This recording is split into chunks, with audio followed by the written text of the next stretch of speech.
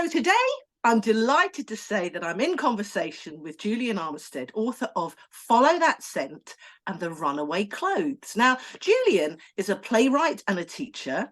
He trained as an actor at the Welsh College of Music and Drama before becoming a teacher of English and drama in his late 20s, working in schools, adult education and teaching drama in prisons. He's based in Oxford and he writes plays with a particular interest in contemporary social issues, and his books are infused with an infectious sense of adventure, imagination and humour, and they really do have delightful watercolour illustrations. So thanks for joining me today, Julian. Thank you very much, Sue. It's lovely to be here. So let's crack on and find out. Tell us about your journey. How did it all begin? Well, the writing journey, I suppose, began with a sister, a big sister who loved to read me stories. I was very lucky because I think I was slightly reluctant to read myself at first. But as I said, my sister was a voracious reader and she used to read me stories. My mother also liked books. She used to read, and eventually I was converted to reading, and very early on to writing, because I remember penning my first story, which is a detective story, when I was about six or seven. Yeah. And obviously my sister had been reading me Agatha Christie or something. I don't know. It was way above my pay grade at the time, but I had a lot of fun writing it chapter by chapter. and then after that, I always loved writing. I loved writing. I guess from about the age of 10 or 11, I was creative writing was definitely my favorite thing at school, and I loved plays once I got to know them. Yes. I acted in plays. That took over my life at one stage. As you mentioned, I became an actor actually in my 20s. I thought that was the direction I was going to move in. But I'm actually, what you can't see on this screen is my considerable height, because I'm 6'6". So Yes. Wow. it makes it quite difficult to get cast when you're 6'6". So I ended up writing a play to cast myself in, and that was a useful thing because it got me writing plays, and that's as you mentioned is another prong in my fork, as it were. And you've been successful, and you've been very successful with one or two of them, haven't you? Well, one play in particular was quite successful and has been very kind to me. Yes, after the accident. Yeah. Which is published by Methuen Drama, and has made its way around, and has been done in schools as well as theatres, and was commissioned by the BBC. So that's been kind to me. They're quite hard work plays. They take me an age to write. They're very difficult to get produced, let alone published or anything like that. But I do love plays. But it's nice to have different things going on. To write in different genres. And they kind of connect with each other. You don't do anything in isolation. I think everything I write has some kind of interface with all the other things that I write. Yeah, of course, because it's coming from you, and I get that. Exactly. I've just posted up actually about the variety of my day. I mean, I have put the finishing touches to a talk that I'm giving about divorce for a company. Then I've written a LinkedIn newsletter around online safety. Then I'm appearing, I'm interviewing you. Then I'm appearing on LBC Radio later talking about teachers, because I'm a former deputy head. I love the variety. I just, and it all comes from all our experiences, like you've said. So this leads me on really interestingly to your really interesting and lovely books. Tell us about The Runaway Clothes. I mean, what inspired you to write this, and where, who was the book written for? What sort of age is it for? Okay, well, the Runaway Clothes tells the story of some clothes who feel rather hard done by a very careless owner who sort of tosses them off on a very hot summer's day in his haste to get down to a river to bathe.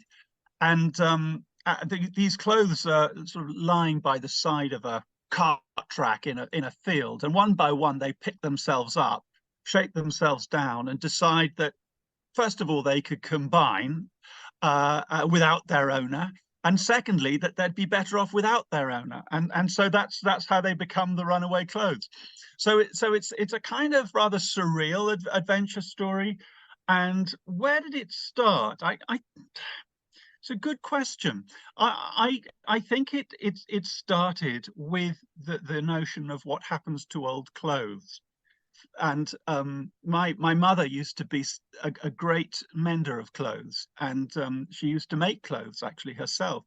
And I remember her teaching me how to darn my socks, and which is something that not many people, this sounds very kind of like old school, but not many people do darn their socks. Maybe it's something that's coming back in. I do now darn my socks.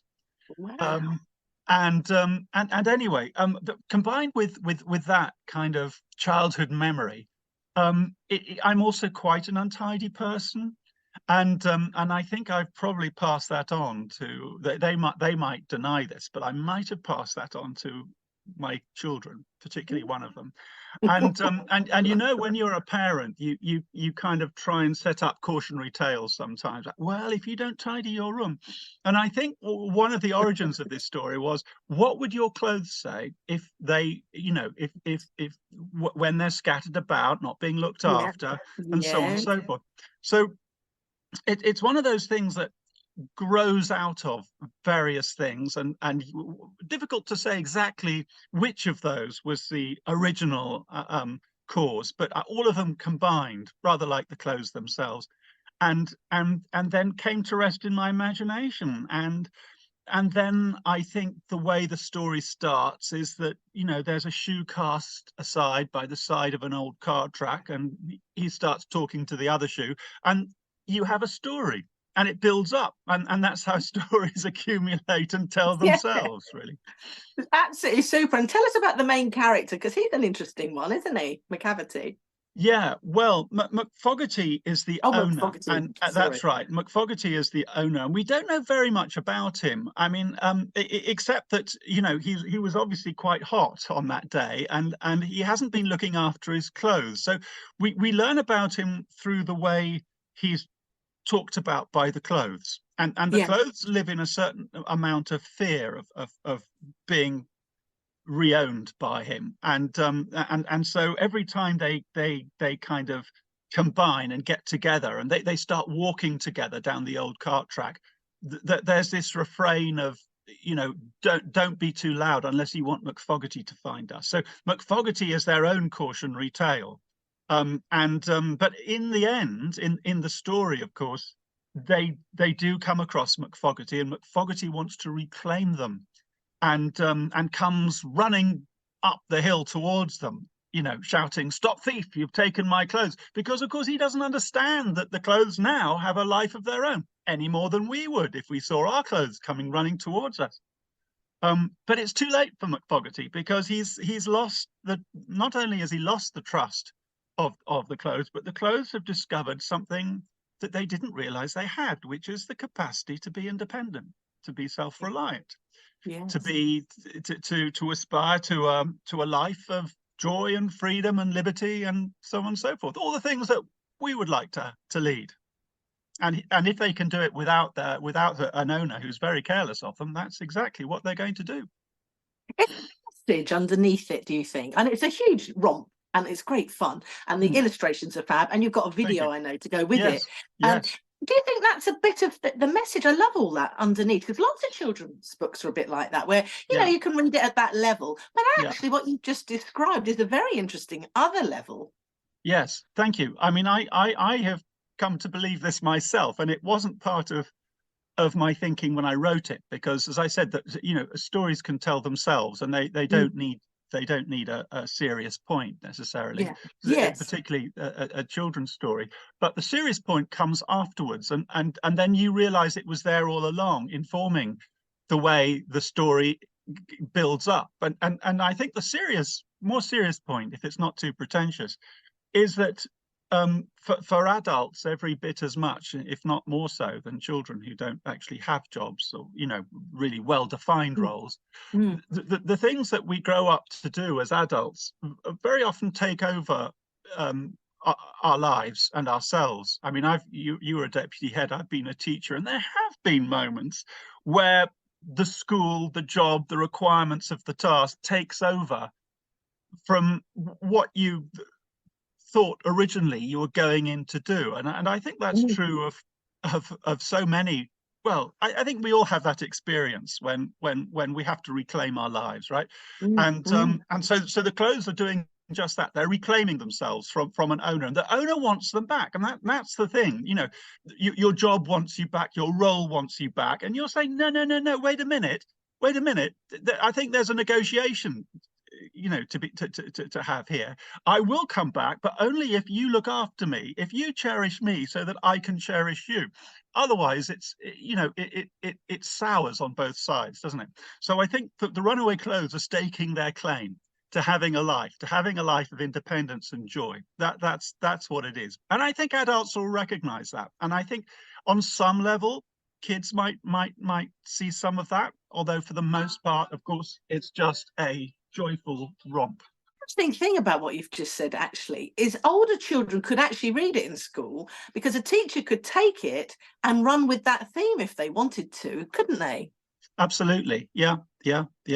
I'm really interested in the relationship between readers of stories, actually, and the audience. So, you know, you might think, well, you know, who is your, I don't know, who is your reader of this story, and thinking, well, you know, it's going to be a child of 6 years old. But actually, the reader of the story is just as likely to be someone much older.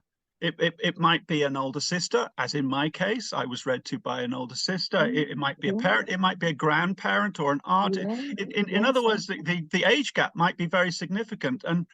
And a lot of the experience of the story might actually derive from the person who's reading the story to the younger person. Yes. And interpreting it and giving the inflection and the voice and everything else. So you've got two kind of experiences at work on the story at the same time. You've got the person who's reading aloud, and then the person who's listening to the story.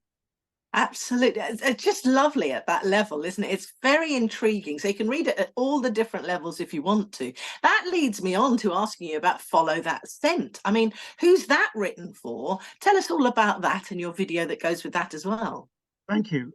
Yeah, Follow That Scent is a slightly different kind of story. It's about a young boy who on a warm spring morning discovers a scent in the air. And it's unspecified.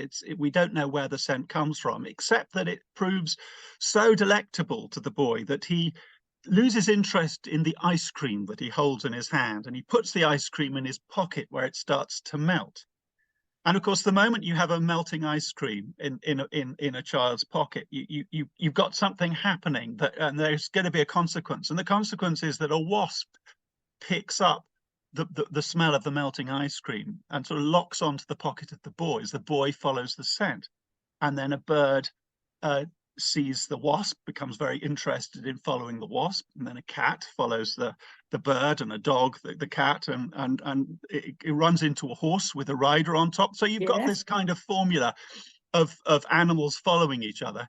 But you've got this, in addition, of course, you've got this mysterious scent, and the mysterious scent is leading them all, but they don't know it until it suddenly disappears, and the boy is left with this huge crush of animals who come directly into him. And at the moment of crisis, he can't really explain to the rider of the horse what it was he was following, because the scent has disappeared. So there's a crisis in the story, and it's not resolved until the scent returns, just as unaccountably as it started. And at that point, he's able to say, look, this is it, this is the scent. And they all smell it, and they smell the scent, and they take just as much delight in the scent as he did. So instead of following each other, which are kind of secondary, you know, pursuits, you know, the wasp following the ice cream and so on and so forth, they actually have this delight in the scent. And so inadvertently, he puts them in touch with this divine scent.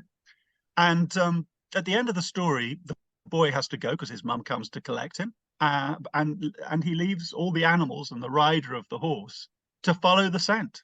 And so they go off following the scent. And the way they go off following the scent is not as sort of business as usual. They do cartwheels at the end. And so the last page of the story is that the animals made cartwheels to follow the scent. And that is a kind of a representation of how they now feel about their lives, about how they feel about following the scent. And that's a I question love. I asked younger audiences. What would you do? Yes. What would make you do a cartwheel? Yes, I know. I love that, because that's actually a great, profound kind of question for us all to ponder. Following your scent, does that mean following your passion? In if you wanted to look at it at that level, or Exactly. certainly being able to sort of what makes you do a cartwheel is fascinating. And Yeah. again, you go into schools, do you, reading stories and doing workshops Yes, I around do. this? Yes, I do. Absolutely. Schools and libraries, basically, and the Yeah. odd kind of book week yeah, Yes. yeah, yeah, Yeah, yeah. because you must get such exciting stuff back from children, because it's so interactive Yeah, and so different, isn't it? yeah, yeah, and I think the whole idea of a scent is for me it's a very powerful way of talking about your passion, and I Mm, think, I mean, you were asking me how I got started on stories, and I think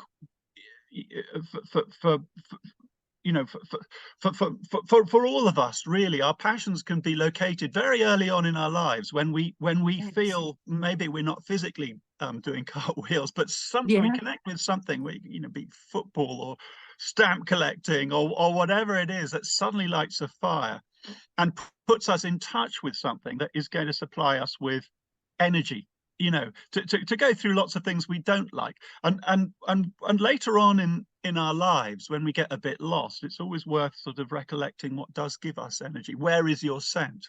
And that's actually Yes. something I use when I have discussions with my own children, who are now in their late 20s. Yeah. What is your scent? Where is your scent? When did you last see it? Where did you leave it last? Yeah, where Because did I think you lose it? well, how did you lose it? Absolutely. How Yeah. did you lose it? Yeah. Yeah, I mean, Mm. that's why I love the books. They're very quirky, unusual, but you can read them at any level. You can just read it with your little one and have fun with it and ask questions and chat, because reading, of course, is so important, and literacy, of course, Yeah. is so important. Yeah. But then also, as you say, slightly older kids, or even using it in schools and things, there's another layer of what you could talk about. So Exactly. I love that, because I always think that books start, big conversations with little people. And Yeah. that is exactly what you were sort of mentioning there, really. Have you got any more lined up? Well, that would be telling. Yes, I have stories lined up. It's like the clothes. They have to assemble themselves, and then they Yes. reach a critical mass, and then I'm able to say, yeah, do you know what? I've got a story. I've got a few stories which I just tell. And Yes. there's a particular story which I've been telling for a while, and I but between the telling of a story and the writing and publishing of a story, there's Yes. also another journey about how it connects to the page, because it's always a slightly different story by the time it ends up being published. So various balls in the air there. Yeah. That's so interesting. I follow a guy on TikTok. I've recently joined TikTok and do Oh, right. different bits Yeah. and bits. And there's a guy there called Jack Nosey. Oh, yeah. And I just came up on him by accident. Yeah. He's walking in woods, which turn out to be not far from where I live, actually. He's only down the road, funny enough. Right. But he is a fantastic storyteller. Gosh. And it really, and he doesn't do anything with them. He hasn't written them down yet or Yeah. anything. And yet they are so good. And it reminded me of my dad. My dad was a fantastic storyteller. He used to tell me Yeah. stories all the time. Yes, he'd read books, but he would make up stories. And some of them were Brilliant. based on silly things like birdseed years Yeah. later. I didn't know about that. He'd just get an idea and off he would go. Yeah. But there's this wonderful oral tradition to storytelling that Completely. books are lovely and they can take you off in different places. But that wonderful thing. So I'm just offering it to you, really, around the idea of the oral stories too. They're so lovely for kids Yeah. to listen Yeah. to, aren't they? And watch Yeah. even. Yeah. No, I used to tell stories to my kids, and I remember a particular story I told in a serialized fashion because I didn't know what was going to happen, and I could only manage it episode to episode. And it was a way, first of all, of getting them where I wanted them. Right, you know, you have to be ready for tonight's episode of, and then Yes. I could manage about 5 minutes, and then I would really come to an end of the material, and then I would say, right, and that's the end of tonight's episode of, and it would go like that. But they became very kind of insistent that I kept it up, you know. So Yeah. when is tonight's episode going to be, Dad? And Oh, all how this sort of lovely. stuff. And I think it was over a holiday, because then it sort of petered out because we were no Yeah. longer on holiday. And I often think of going it, and they still tell me, you never completed that story. So no, it's an amazing thing to have to Yeah. tell a story on the hoof to a young audience. Yeah, absolutely. And it's magical. You've got there what I call a magical memory, because we make memories all the time with our kids. We Yeah, don't even know we're doing it sometimes. yeah, But even talking with you, thinking about the guy that reads his, or, you know, just makes yeah, up and walks in the woods and tells yeah, his stories that he's yeah, made up, is this wonderful memory I suddenly have, as you were speaking, of my yeah, dad. yeah, And it's a joyous memory. yeah, Do you know what I mean? yeah, And it must link into, because then he used to tell the stories to my children. And when yeah, he'd run out of stories, he used to tell them true stories as well about his life when he was growing up and all of that. yeah. And then he called them true lies, because they were just made up stories. Well, that's But funny wonderful. enough, I've ended up writing. My son ends up writing in that arena. My daughter works in internal comms writing. So, Right. in fact, there is a thread perhaps that Yeah, you don't even realize, yeah, the joy of being read to or being told a yeah, story. yeah, I mean, that's probably why I always remember Jack and Ori. I mean, you're yeah. similar, probably age to me too. Those wonderful, wonderful stories. So Certainly. Yeah, that's why I like your storytelling. I think it's imaginative, it's quirky, children can identify with it on yeah, all sorts of yeah. levels. So when can people buy your books and find out more about you? Well, my books are available in Waterstones and, you know, bookshops generally. But I particularly like it when people buy directly from me, and I have a site, julianarmitstead.com, and there's an online shop, which is very easy to purchase from.